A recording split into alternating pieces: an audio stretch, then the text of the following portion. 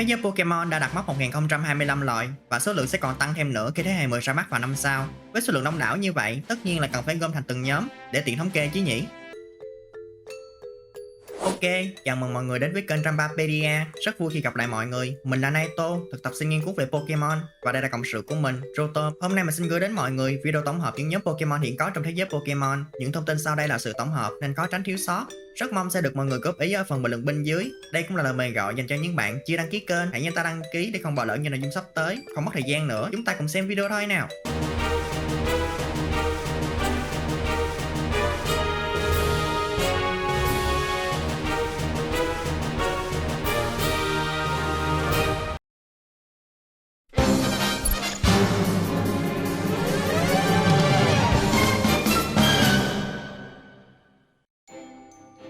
Pokemon trẻ thơ là những Pokemon ở giai đoạn thấp nhất trong chuỗi tiến hóa, được giới thiệu lần đầu ở thế hệ 2. Chúng là một cách mở rộng cho sự đa dạng của dòng Pokemon hiện có và bổ sung thêm chiều sâu cho cơ chế tiến hóa. Đặc điểm để phân biệt Pokemon trẻ thơ với những dạng tiến hóa cấp thấp khác là chúng không có khả năng sinh sản. Và muốn sở hữu một Pokemon trẻ thơ không phải là chuyện đơn giản. Một vài loài cần mang theo vật phẩm tương thích được gọi là hương để đào tạo ra một Pokemon trẻ thơ. Ví dụ, khi chúng ta cho Roserade cầm hương hoa hồng, quả trứng chúng ta nhận được sẽ nở ra Beedrill, nhưng nếu không cho nó cầm vật phẩm này thì quả trứng nở ra sẽ là Roselia. Bắt đầu từ thế hệ 9, yêu cầu mang vật phẩm đã bị loại bỏ nên Pokemon trẻ thơ sẽ được sinh ra theo phương thức lai tạo bình thường. Hầu hết các Pokemon trẻ thơ là những dạng tiến hóa của những Pokemon được giới thiệu trước đó. Trừ một số trường hợp như Togepi, Riolu, Toxel hoặc có thể tính luôn cả Tyrogue, chúng được giới thiệu chung với dạng tiến hóa của mình. Bên cạnh kiểu tiến hóa truyền thống là một hướng, có những Pokemon có khả năng tiến hóa thành nhiều loại Pokemon khác nhau, được gọi là tiến hóa nhánh. Dạng tiến hóa này giúp cho người chơi có nhiều lựa chọn hơn theo sở thích cá nhân, chiến lược hoặc phong cách chiến đấu. Một số tiến hóa nhánh dẫn đến cho ra hệ khác như Clum, tiến hóa thành Bellossom là mất đi hệ độc, hay Nincada sau khi tiến hóa thành Insect và Shedinja rồi đổi luôn hệ phụ. Tùy vào dạng tiến hóa nhánh mà có sự phân bố chỉ số khác nhau. Eevee là một trong những Pokemon có số lượng tiến hóa nhánh nhiều nhất hiện nay với 8 dạng tiến hóa, với mỗi hình dạng lại mạnh ở một hoặc hai chỉ số khác nhau. Tiến hóa xuyên thế hệ, nó dễ hiểu là dạng tiến hóa được giới thiệu ở thế hệ sau dành cho những Pokemon xuất hiện trước đó. Sự tiến hóa này nhằm mục đích tăng cường sức mạnh cho những Pokemon yếu hoặc làm sống lại những loài bị người chơi quên lãng. Một ví dụ đáng chú ý chính là Raimip. Pokemon hầu như chẳng ai đấu hoài để đem thi đấu, nhưng với sự ra mắt của Annihilate, Raimip đã lấy lại vị thế của bản thân và trở thành Pokemon thống trị các giải đấu của thế hệ chính ở những format nhất định.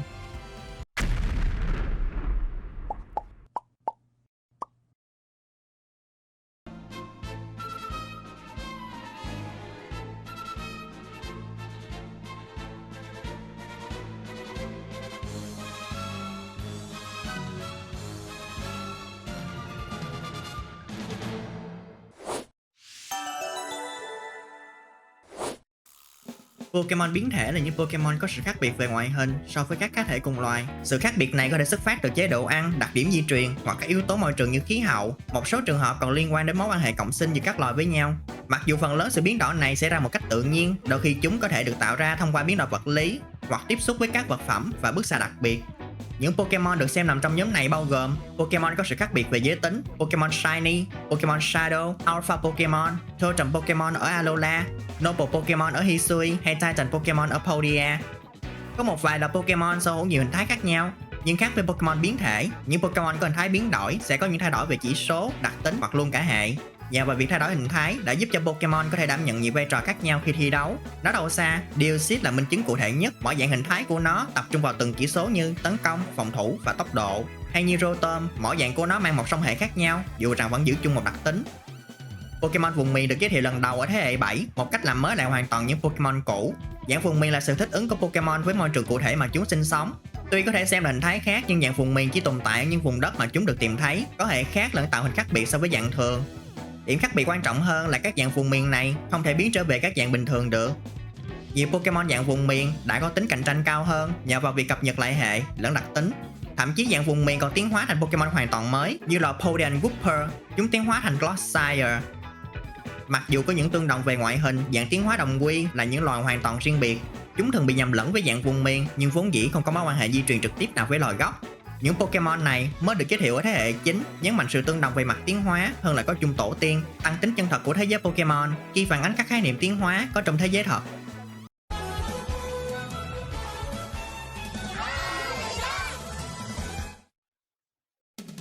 Sylveon.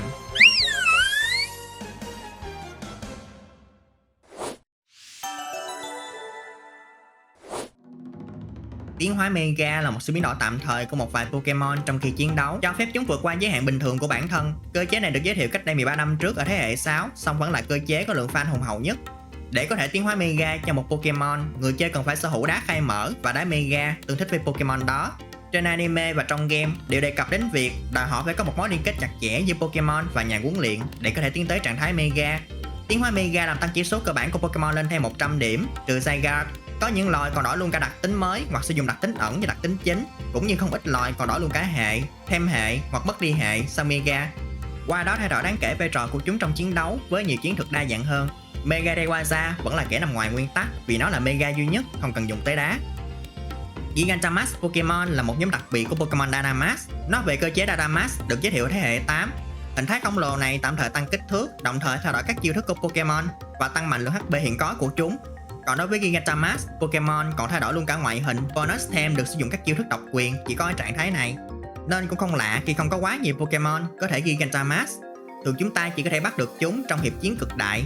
Nhưng để dễ dàng hơn, chúng ta có thể tự mở khóa tiềm năng Gigantamax của chúng bằng cách cho Pokemon đó ăn súp cực đại, cho phép chúng sử dụng hình dạng này vĩnh viễn. Trong một vài trường hợp hiếm gặp, một số Pokemon được ghi nhận là có thể kết hợp với các Pokemon khác hoặc thậm chí là với con người. Hiện tượng này đôi khi được gọi là hợp thể. Một số dạng tiến hóa được cho là kết quả của việc hợp nhất hai hoặc nhiều Pokemon lại với nhau. Trong một số trường hợp, việc tách ra có thể dẫn tới hiện tượng thoái hóa, như là Slowking tách khỏi Shellder là trở về thành Slowpoke ngay. Ngoài ra, một số Pokemon cần kết hợp với nhau để tạo thành hình thái mới, đơn cử như Kyurem cần hấp thụ Reshiram hoặc Zekrom để chuyển sang hình thái trắng hoặc đen.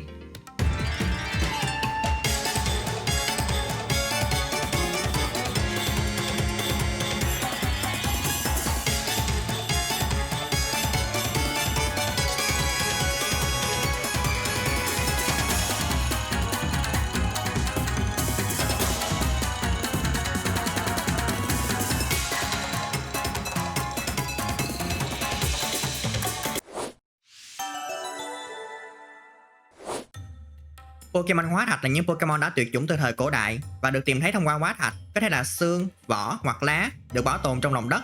Chúng được hồi sinh bằng các kỹ thuật do tập đoàn Devon hoặc một phòng nghiên cứu trên đảo Sinaba phát triển. Ngoài ra còn có những nhà khoa học khác trên thế giới cũng có thể hồi sinh hóa thạch bằng các kỹ thuật này. Chỉ cần có hóa thạch phù hợp là chúng ta sẽ có ngay một Pokemon hóa thạch. Đa phần các Pokemon hóa thạch đều mang hệ đá, riêng các Pokemon hóa thạch ở thế hệ 8 là những loại duy nhất không có hệ đá và cần tới 2 loại hóa thạch khác nhau thì mới hồi sinh được. Đồng thời, chúng không có giới tính và không thể sinh sản. Tổng chỉ số cơ bản của các Pokemon hóa thạch dao động từ 495 đến 521, xếp chúng ở trên mức trung bình và dưới cấp độ huyền thoại. Pokemon Á Thần là một nhóm Pokemon cần phải thỏa mãn các tiêu chí, là dạng tiến hóa cuối cùng trong một dòng tiến hóa gồm 3 giai đoạn. Tổng chỉ số cơ bản bằng đúng 600, dĩ nhiên không tính dạng Mega. Tốc độ lên level chậm và cần khoảng 1.250.000 điểm kinh nghiệm để đạt level 100. Những Pokemon này thường mạnh hơn đa số các Pokemon đại trà. Thế nhưng vì tiến hóa muộn và cần nhiều điểm kinh nghiệm nên Pokemon Á Thần thường khó huấn luyện hơn. Một số Pokemon như Slaking, Aggron, Flygon, Haxorus, Volcarona và Archaludon hay bị nhầm là các Pokemon Á Thần. Pokemon huyền thoại gồm những Pokemon hiếm gặp và mạnh mẽ so với các Pokemon bình thường. Đa phần trong số chúng đóng vai trò định hình nên thế giới hoặc đại diện cho những khái niệm trong vũ trụ. Chúng thường là nhân vật trung tâm trong cốt truyện, trừ hai đứa này, và đặc biệt là được xuất hiện trên ảnh bìa của các bản game chính.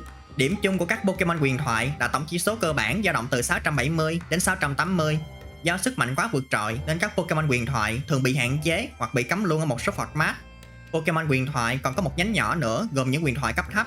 Chúng thường yếu hơn và dễ tìm bắt hơn. Nhóm huyền thoại này thường có tổng chỉ số cơ bản từ 570 đến 600. Đa phần chúng thường xuất hiện theo nhóm như anh em nhà Latias, bộ tứ thế lực tự nhiên hay tứ thần vệ đảo. Pokemon huyền thoại đã hiếm, Pokemon huyền ảo còn hiếm hơn, thậm chí sự tồn tại của chúng có khi chỉ có trong lời đồn, nên cũng không thể thu phục chúng theo lối chơi thông thường. Pokemon huyền ảo thường sẽ được tặng cho người chơi thông qua các sự kiện hoặc tặng vật phẩm để gọi chúng xuất hiện. Chỉ số cơ bản của các Pokemon huyền ảo thường là khoảng 600, nhưng nhóm Pokemon này thường bị loại khỏi các giải đấu. Quái thú Ultra là những Pokemon đến từ chiều không gian được gọi là không gian Ultra và được đưa đến Alola thông qua các lỗ sâu Ultra. Nhóm Pokemon mới này được giới thiệu lần đầu ở thế hệ 7. Mặc dù thường bị nhầm lẫn với các Pokemon huyền thoại, quái thú Ultra được phân vào một nhóm riêng và có hẳn tên định danh cho từng đứa. Tổng chỉ số cơ bản của nhóm Pokemon này là khoảng 570, chỉ có nhà Naganadel là thấp hơn con số này. Necrozma và các dạng hợp thể của nó đôi khi mới được xem là quái thú Ultra, tùy theo bối cảnh cụ thể. Pokemon nghịch lý là nhóm Pokemon mới được giới thiệu ở thế hệ 9. Chúng được cho là có nguồn gốc từ quá khứ xa xưa hoặc tương lai xa xôi.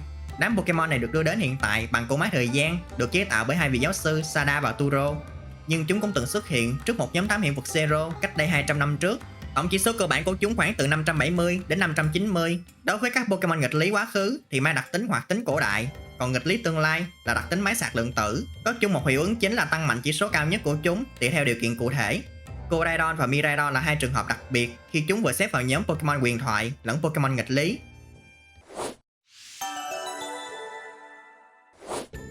Và đó là thông tin về những nhóm Pokemon hiện có trong thế giới Pokemon mà mình muốn gửi đến mọi người. Hy vọng là sẽ giúp mọi người có thêm thông tin về những sinh vật thú vị này. Nếu mọi người thấy video hữu ích thì cho mình xin một lượt like, share và đăng ký nha.